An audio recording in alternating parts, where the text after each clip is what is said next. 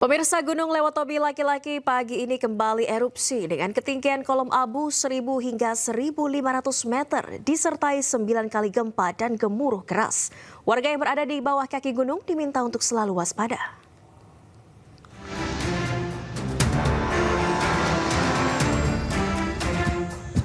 Erupsi terjadi terus-menerus disertai suara gemuruh berkekuatan lemah hingga sedang. Kabut asap kawah dengan tinggi 1.000 hingga 1.500 di atas puncak kawah menyelimuti Gunung Lewotobi laki-laki. Masyarakat di sekitar Gunung Lewotobi laki-laki diminta untuk tidak melakukan aktivitas apapun dalam radius 7 km dari pusat erupsi Gunung Lewotobi laki-laki. Masyarakat juga diminta untuk waspada terhadap potensi banjir lahar hujan pada sungai-sungai yang berhulu di puncak gunung. Jika terjadi hujan dengan intensitas tinggi, terutama di daerah Duli Pali, Padang Pasir, Nobo, Klatanlo, Hokeng Jaya, Boru, dan Nawakote. Hingga saat ini Gunung Lewotobi masih terus mengalami erupsi disertai gemuruh dengan status gunung di level 4 atau awas. Dari Flores Timur, Joni Nura, iNews melaporkan. Pemirsa, tim SAR gabungan akhirnya menemukan jasad sopir yang menjadi salah satu korban hilang pasca tanah longsor di sepanjang Jalan Sembahe menuju Brastagi di Deli Serdang, Sumatera Utara. Total 10 korban meninggal dunia sudah ditemukan.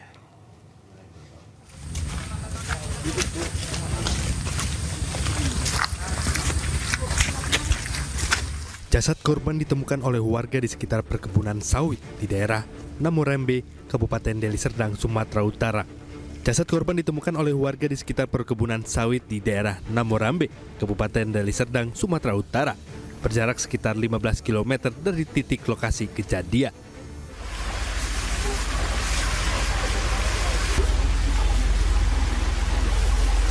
Sebelumnya tim SAR gabungan fokus melakukan pencarian di sekitar lokasi longsor Sembahe. Namun setelah mendapatkan informasi adanya temuan jenazah, tim bersama keluarga korban langsung menuju lokasi dan memastikan identitas korban. Selanjutnya pukul 16.30 waktu Indonesia Barat, korban langsung dievakuasi ke RS Adamalik, Medan dan diserahkan kepada pihak keluarga. Dengan ditemukannya korban, maka total keseluruhan korban dari tanah longsor Jalan Lintas Sembahe menuju Brastagi berjumlah 10 orang dan luka-luka sebanyak 23 orang.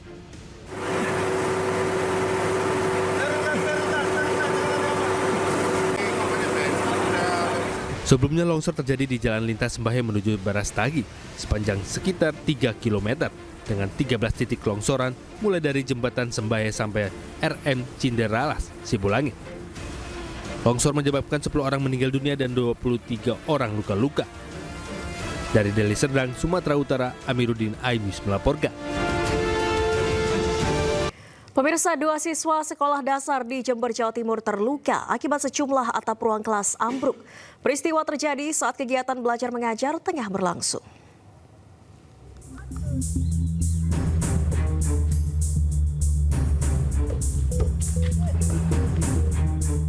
Inilah kondisi ruang kelas 3 dan kelas 4 SDN Palangan 3, Kecamatan Kalisat, Jember. Ruang kelas ambruk akibat diterjang angin kencang. Peristiwa terjadi saat kegiatan belajar mengajar berlangsung. Akibatnya 2 orang siswa terluka. Hingga kini kegiatan belajar mengajar siswa tetap dilaksanakan di tenda sementara yang didirikan BPBD Jember. Itu ada kegiatan belajar mengajar. Setelah latihan pramuka, anak-anak masuk. Pas waktu itu pelajaran matematika sebentar hanya masuk sebentar, terus ya itu kejadian tuh. Ketika setelah kejadian dilihat kuda-kuda itu sudah patah. Para guru dan murid berharap agar sekolah mereka dapat segera diperbaiki dan kegiatan belajar mengajar dapat berlangsung seperti semula. Dari Jember, Jawa Timur, Bambang Sugiarto, iNews. Terima kasih Anda masih di iNewsroom. Pemirsa, tim Inafis Polres Metro Jakarta Selatan mendatangi lokasi pembunuhan ayah dan nenek yang dilakukan oleh remaja berusia 14 tahun di Cilandak, Jakarta Selatan. Tim Inafis dari Polres Metro Jakarta Selatan tiba di lokasi sekitar pukul 2:30 sore. Setibanya di lokasi, petugas langsung masuk ke dalam rumah dan keluar dengan sebungkus plastik hitam besar. Menurut informasi, petugas mengevakuasi hewan peliharaan korban. Sementara itu, polisi hingga kini masih mendalami motif pelaku yang masih berusia 14 tahun hingga tega menghabisi nyawa ayah dan neneknya serta menikam ibunya.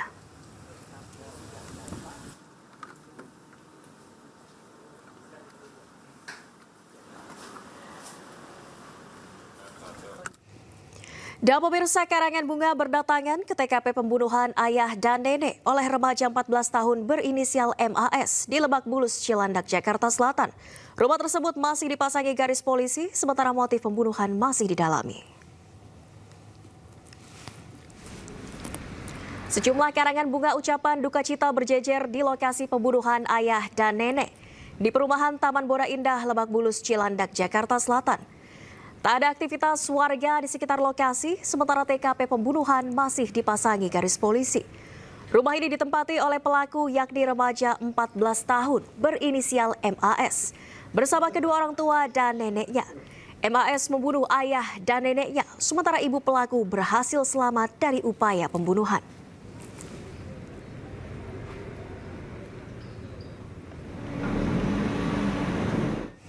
Dan pemirsa, psikolog forensik Reza Indragiri menjelaskan harus ada tes mendalam dan khusus untuk mengetahui motif pelaku melakukan pembunuhan terhadap ayah dan neneknya. Reza juga menjelaskan seseorang melakukan kejahatan juga bisa dipengaruhi oleh relasi sosial yang bersangkutan.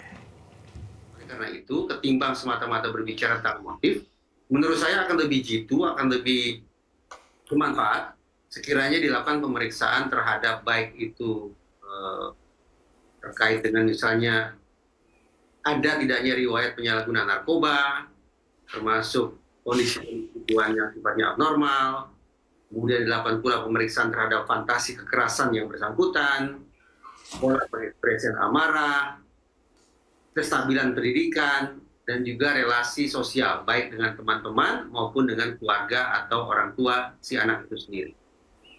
Baik. Sebelumnya kan juga beredar informasi, Pak, bahwa anak ini cerdas, 14 tahun, bahkan sudah SMA, kemudian juga ia merupakan anak tunggal. Apakah ada kemungkinan bahwa tindakan ini juga dipicu oleh adanya tekanan dari orang tua terkait dengan pencapaian atau prestasi anak?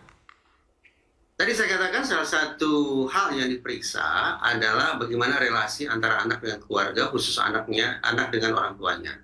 Riset pun memang menunjukkan bahwa dari sekian banyak faktor resiko yang acap kali melatar belakangi anak melakukan pidana, dua yang paling mengemuka, dua yang paling dominan adalah terkait dengan relasi pertemanan yang katakanlah salah, dan juga relasi dengan keluarga, khususnya orang tua yang tidak begitu harmonis. Nah, kalau disepakati bahwa dua hasil penelitian ini juga berlaku atau relevan pada kasus yang sedang kita perbincangkan, maka memang masuk akal kalau kemudian muncul spekulasi bahwa jangan-jangan anak itu berbuat sedemikian brutal, jangan-jangan didahului oleh adanya konflik hebat antara yang bersangkutan dengan keluarga atau orang tuanya. Ya pemirsa, seorang remaja di Lebak Bulus, Cilandak, Jakarta Selatan tega menusuk ayah, ibu, dan neneknya hingga tewas. Usai menusuk korban, pelaku yang masih berusia 14 tahun sempat melarikan diri sebelum akhirnya ditangkap oleh petugas keamanan perumahan.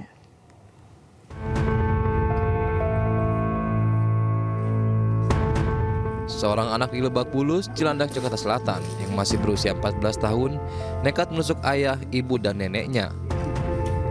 Sang ibu berhasil selamat dengan luka sayat tajam usai melarikan diri keluar rumah, sementara sang ayah dan nenek tewas usai ditusuk pelaku. Setelah melakukan aksinya, pelaku langsung melarikan diri hingga keluar area perumahan.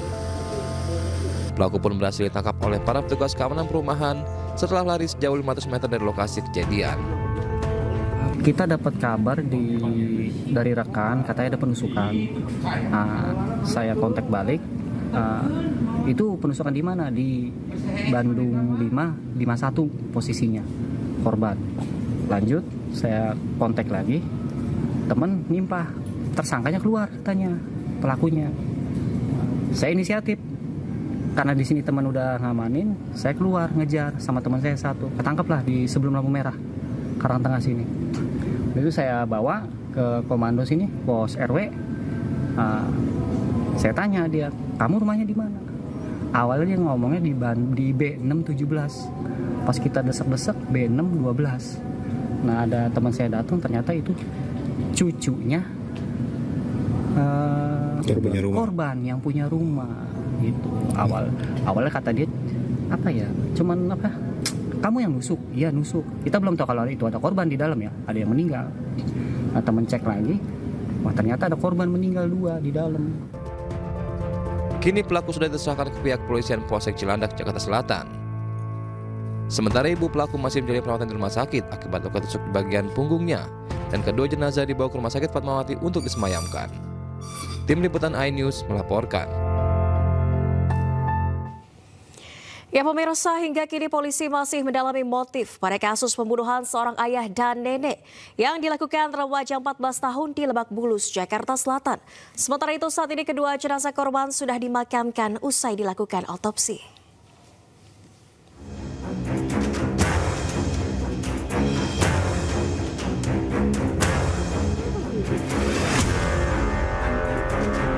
Polisi menggelar olah tempat kejadian perkara kasus remaja berusia 14 tahun yang membunuh ayah dan neneknya di Lebak Bulus, Jakarta Selatan.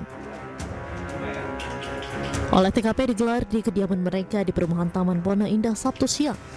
Olah TKP yang digelar merupakan lanjutan dengan menerjunkan tim Inavis. Polisi menyebut telah mengamankan sejumlah barang bukti dari lokasi kejadian. Sebanyak 5 saksi juga sudah diperiksa, termasuk petugas keamanan komplek perumahan. Kendati demikian, polisi belum dapat membeberkan motif pelaku membunuh ayah dan neneknya. Polisi pun telah memeriksa urin pelaku dengan hasil negatif narkoba. Sekarang ini sudah diamankan, jadi lagi digali dan minta keterangan mengapa kejadian terjadi.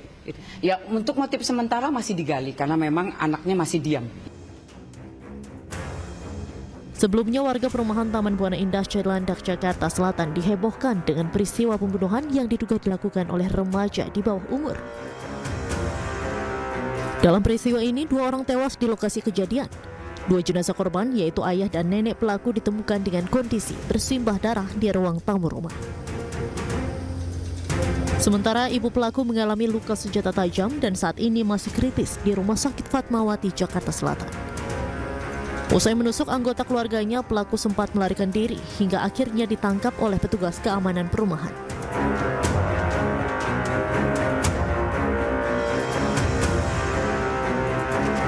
Sementara itu, usai kejadian, 2 jenazah korban pembunuhan anak berusia 14 tahun yang merupakan ayah dan nenek pelaku diotopsi di Rumah Sakit Polri, Jakarta Timur.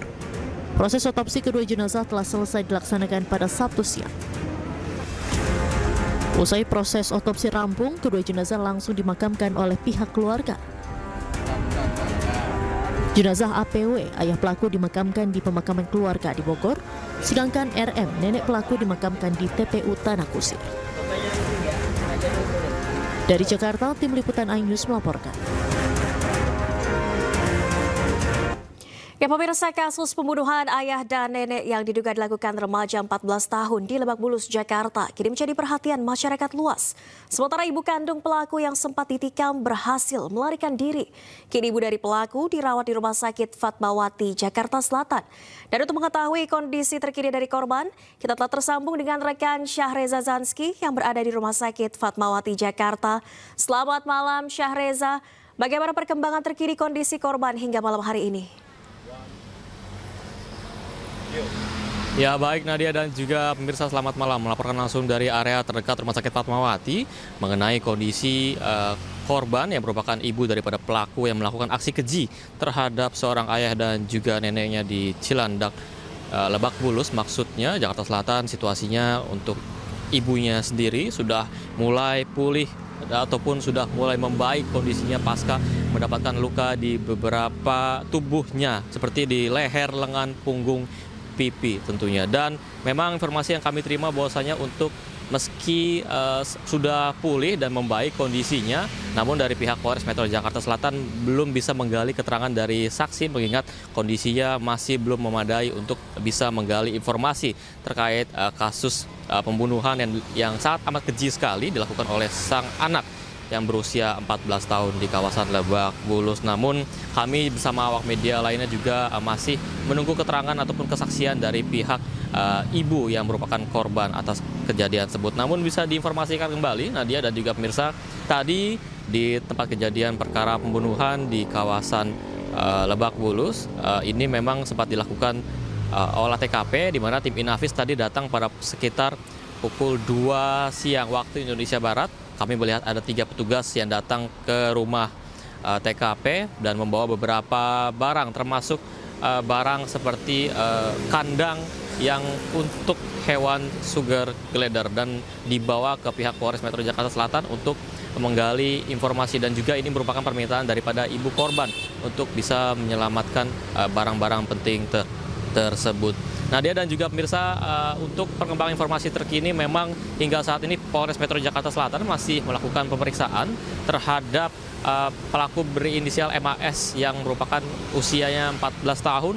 Namun hingga saat ini pihaknya masih melakukan pemeriksaan secara forensik, dan dari pihak pelaku sendiri ini kondisi psikologisnya masih belum stabil, sehingga dari pihak Polres masih belum bisa menggali informasi mengenai apakah motif daripada tindakan kejinya terhadap ayah dan ibu dan neneknya sendiri. Nadia dan juga pemirsa, perlu diketahui bahwasanya korban tewas ini ada 2, diantaranya adalah sang ayah dan juga sang nenek, di mana dari ayahnya sendiri ini sudah disemayamkan jenazahnya di area TPU Bogor. Lalu untuk daripada nenek sendiri sudah disemayamkan di TPU Tanah Kusir, di mana keduanya sempat dibawa ke Rumah Sakit Polri Kramat Jati untuk dilakukan otopsi lebih lanjut dan dibawa ke keluarganya begitu. Dan Nadia dan juga pemirsa, jika melihat proses hukum dari pihak Kemen PPPA ini akan melakukan pendampingan terhadap sang ibu yang menjadi korban atas perilaku keji dan terhadap anak. Maksudnya kelakuan keji oleh sang anak, dan juga pihak Kemen PPA juga akan melakukan pendampingan terhadap sang anak tersebut dalam kasus ini, dan nantinya ini akan didampingi semasa proses penyelidikan oleh Polres Metro Jakarta Selatan. Namun terlepas dari itu, Nadia dan juga pemirsa, bisa diinformasikan bahwasanya 2 korban tewas dan 1 mengalami luka akibat aksi keji yang dilakukan oleh seorang anak berinisial MAS yang berusia 14 tahun. Untuk kondisi daripada ibu korban sudah mulai pulih di Rumah Sakit Polri Fatmawati, dan kami masih menunggu informasi selanjutnya soal kondisi korban begitu. Sementara itu, Nadia. Baik, terima kasih Syahreza Zanski melaporkan langsung dari Rumah Sakit Fatmawati Jakarta Selatan. Kami nantikan update selanjutnya. Syahreza, selamat bertugas kembali. Ya, pemirsa, kasus Iwayan Agus Wartama, pemuda penyandang disabilitas yang menjadi tersangka dalam kasus ruda paksa terhadap 2 orang wanita oleh Polda NTB viral. Agus juga meminta bantuan kepada Presiden Prabowo Subianto atas kasus yang dialaminya saat ini. Dan untuk membahasnya, saat ini kita telah terhubung dengan Sugeng Teguh Santoso, Ketua Indonesia Police Watch atau IPW. Selamat malam, Pak Sugeng, apa kabar? Selamat malam, Pak Leri, kabar sehat. Alhamdulillah, Pak Sugeng, ini ada kasus yang menarik perhatian. Seorang penyandang disabilitas dengan keterbatasan sedemikian di bagian tangan dijadikan tersangka pemerkosaan. Tanggapan dari IPW, Pak Sugeng? Ini kasus membuat saya ketawa ya. Tertawa nih, menggelikan nih menurut saya ya. Kan memang tugas polisi sih menerima laporan masyarakat, memprosesnya ya. Kemudian ada unit PPA gitu. Tapi kasus ini menurut saya agak konyol ketika Agus ditetapkan sebagai tersangka. Oke. Jadi begini ya, kan kalau mau menetapkan seorang tersangka, pelaku ruda paksa atau ruda paksa pemerkosaan, kan harus diprofiling dulu nih si Agus nih. Iya. Agus ini memang punya kecenderungan melakukan kejahatan seksual, ya itu pertama ya. Ketika profilingnya sampai, kan kekerasan seksual itu salah satu unsurnya kekerasan ya. Iya. Itu menggunakan daya paksa. Daya paksa itu fisik. Kalau daya paksa psikis itu terkait ancaman keselamatan atau hubungan yang disebut relasi kuasa, ya. Misalnya Agus tuh pimpinannya, ya ini kan tidak. Kedua, terkait menggerakkan sesuatu dengan pengancaman verbal ya, dia kan sudah dewasa ini anak. Kecuali korban ini anak di bawah umur. Ini deliknya delik material. Apapun alasannya bagus ya, dia pasti kena. Kalau ini dia membuka baju saja dia tidak bisa ya. Kemudian juga naik motor juga diantar ya. Kemudian itu ke hotel itu juga yang bayar si wanita itu. Bagaimana kemudian tuduhan yang sebagai wanita yang tidak dikenal juga ada ancaman. Atau Agus harus didalami apakah dia memakai sihir. Ya.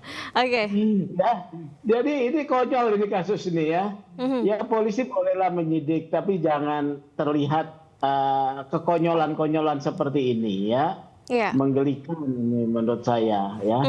Anda menyebut konyol ya Pak Sugeng, artinya janggal sekali kasus ini. Tadi juga dari pihak keluarga menyebut nampaknya Agus dijebak oleh sang pelapor. Anda melihat sama mungkin dugaannya? Saya tidak tahu soal dijebak apa tidak. Tapi kan peristiwa itu ada ya. Agus mengakui sendiri bahwa dia berboncengan ya.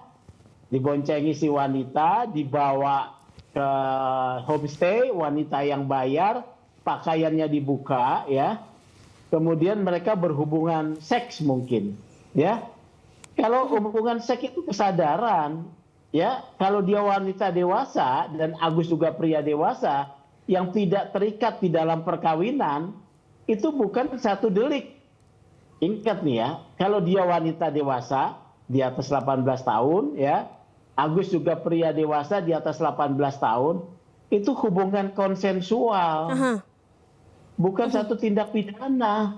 Kok jadi tindak pidana? Lah dia tangannya saya lihat aja tuh bagaimana cara pemaksaannya. Gitu loh. Jadi ya, Pak Sugeng ini juga kan sempat diklarifikasi oleh Polda Nusa Tenggara Barat di akun media sosialnya yang sekarang sudah dihapus. Katanya ada tipu muslihat dan rangkaian proses penyidikan sudah sesuai prosedur, ada 5 saksi yang diperiksa dan lain sebagainya. Tapi yang menjadi pertanyaan ini juga klarifikasinya dihapus oleh Polda NTB. Tanggapannya gimana Pak Sugeng? Saya sarankan Polda NTB untuk melakukan ya gelar perkara ulang oleh Wasidik ya, Wasidik dan Pak Kapolda kasih perhatian ini ya. Wasidik atau Pak Kapolda gelar perkara ulang ya.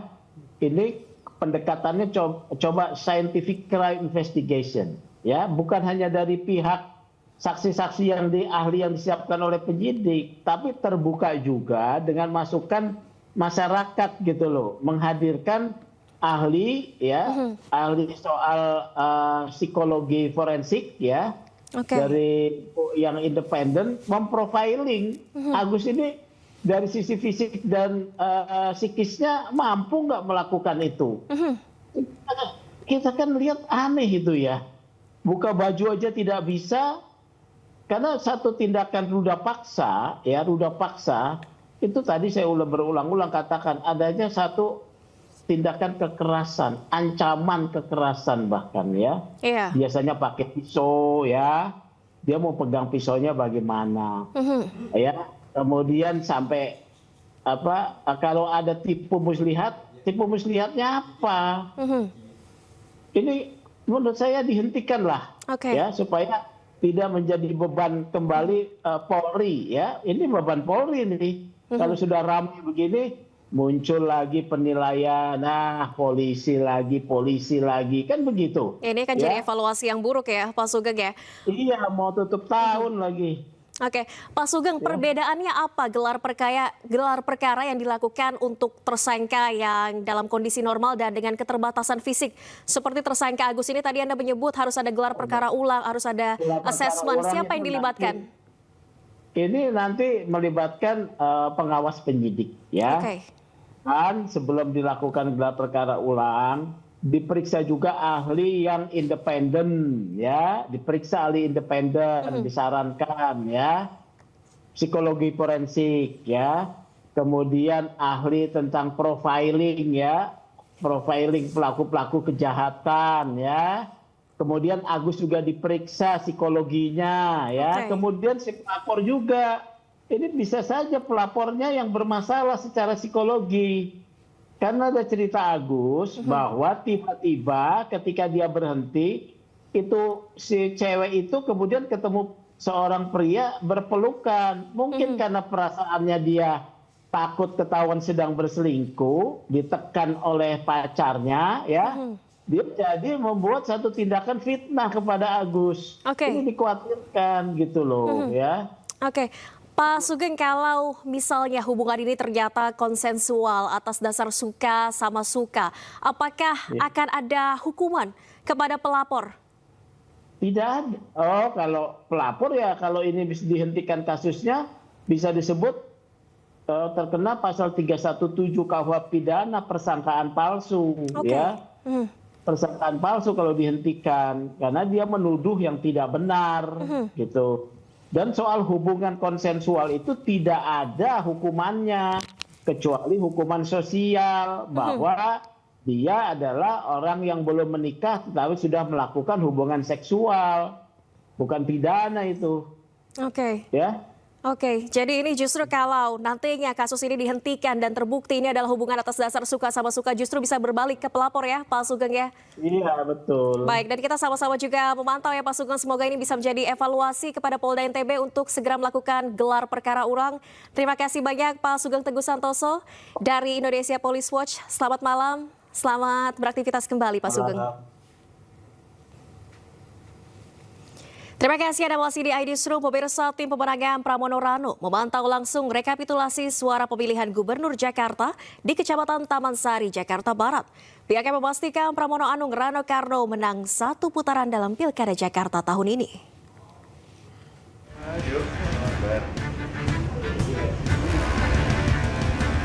Tim pemenangan pasangan calon gubernur dan wakil gubernur Pramono Rano meyakini Pilkada Jakarta hanya akan berlangsung 1 putaran saat setelah melihat perolehan suara yang didapat paslon nomor urut 3 di atas 50%. Untuk memastikan kemenangan tersebut, pihaknya menyebarkan tim memantau langsung hasil rekapitulasi Pilkada Jakarta 2024, salah satunya di Kecamatan Taman Sari, Jakarta Barat. Bendahara tim pemenangan Pramono Rano, Charles Honoris menyebutkan, pihaknya tak masalah adanya klaim oleh pasangan lain yang mendengungkan Pilgub Jakarta 2 putaran. Charles juga meyakini bahwa pilkada selesai 1 putaran berdasarkan tabulasi data C1 yang dikumpulkan internal maupun dari aplikasi sistem rekapitulasi elektronik atau Sirekap. Kalau kami, kenapa kami yakin bahwa pilkada sudah selesai, bahwa pilkada dilakukan hanya 1 putaran karena kami melakukan tabulasi melalui data C1 baik yang fisik yang kami miliki maupun yang sudah di-upload oleh KPU di situs Sirekap. Nah, dasarnya apa mereka mengklaim bahwa ini akan berlangsung 2 putaran? Karena sampai saat ini saya belum mendengar atau melihat mereka mengklaim bahwa klaim 2 putaran itu berdasarkan C1 maupun C1 resmi yang di-upload oleh KPU. Diketahui pada hasil hitung cepat Pilkada Jakarta 2024, Pramono Rano telah mendeklarasikan kemenangan 1 putaran dalam Pilkada Jakarta dengan perolehan suara sebanyak 50,07%. Selain itu, tim pemenangan Ridwan Kamil Suswono memberikan narasi bahwa Pilkada Jakarta akan berlangsung 2 putaran di berbagai kesempatan. Dari Jakarta, Rian Rahman, Tri Julianti, iNews melaporkan. Sementara itu pemirsa, tim pemenangan Ridwan Kamil Suswono akan mengerahkan kader-kader terbaik guna mengawal proses perhitungan suara berjenjang di KPU. Namun berlandaskan hasil hitung cepat internal, tim pemenangan Ridho mengklaim Pilgub Jakarta 2024 akan berjalan dalam 2 putaran.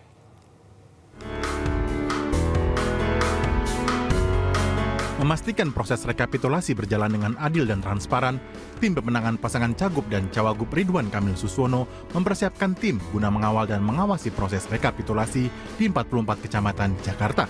Konsolidasi dan komitmen bersama dari 16 partai pengusung ini memastikan tidak terjadi tindakan manipulatif dalam penghitungan suara di tiap tingkat rekapitulasi KPU. Pernyataan ini disampaikan Sekretaris Tim Pemenangan Pasangan Cagup Cawagup Jakarta nomor urut 1 Ridwan Kamil Suswono di Kantor Pemenangan Ridho, Cikini, Jakarta Pusat.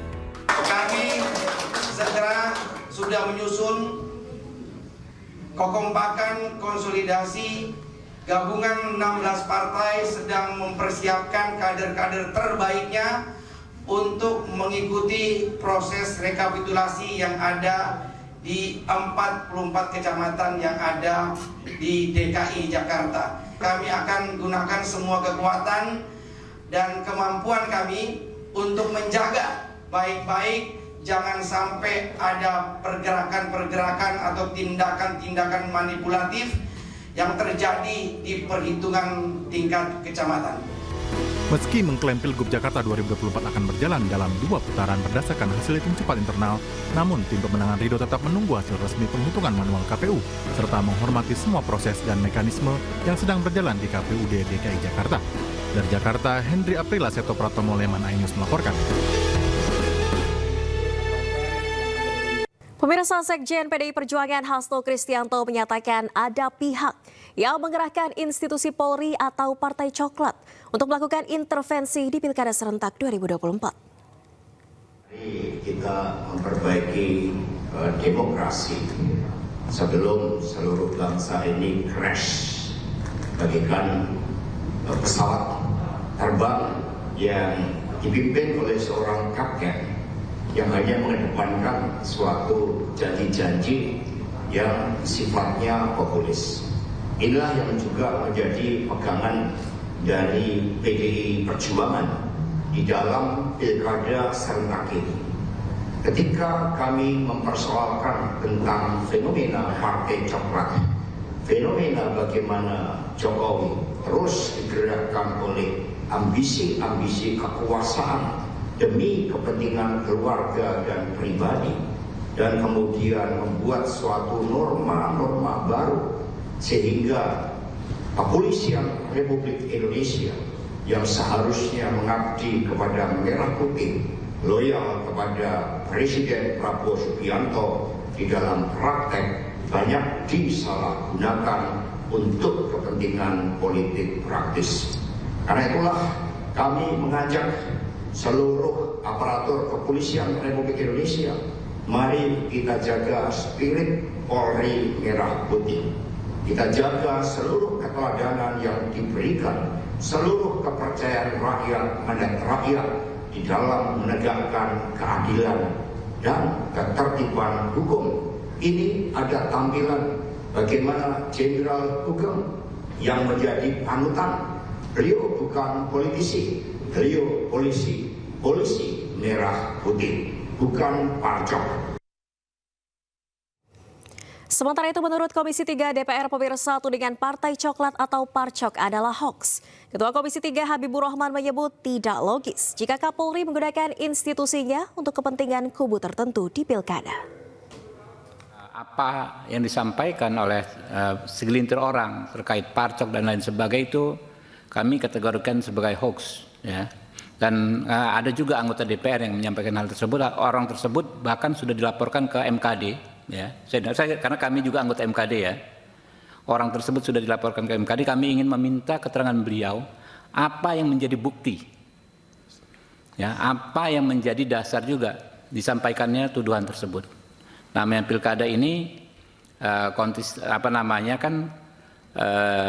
tidak hanya antara dua kubu, ya.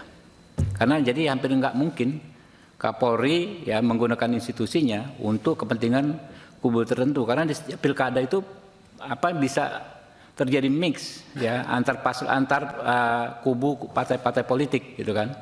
Di provinsi A misalnya partai A berkoalisi dengan partai B, di provinsi lainnya berseberangan, ya. Jadi secara logika nggak logis, ya.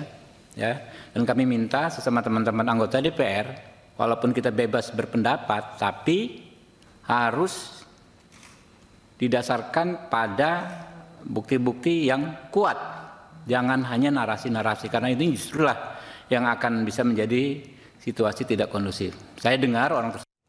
Dan pemirsa, Presiden ke-7 Republik Indonesia Joko Widodo buka suara terkait tudingan intervensi pilkada melalui pengerahan institusi Polri. Jokowi menantang agar tudingan tersebut dibuktikan. Jawa Tengah ini Pak, ada pengerahan dari kepolisian aparat gitu. Ini bagaimana tanggapan Bapak? disebut Bapak yang membelakangi, Pak? Dibuktikan saja, jangan hanya tuduhan-tuduhan, karena kan ada dilaporkan saja ke Bawaslu, kan ada mekanismenya, atau dibawa ke MK, kan ada mekanismenya. Terima kasih Anda masih di Newsroom. Pemirsa, Timnas Indonesia melakoni pemusatan latihan sejak Kamis lalu menjelang Asian Cup 2024 atau yang sebelumnya dikenal dengan Piala AFF di Gianyar, Bali. Sempat dipanggil, skuad Garuda kemungkinan besar tidak akan membawa Justin Hubner dan Ivar Jenner.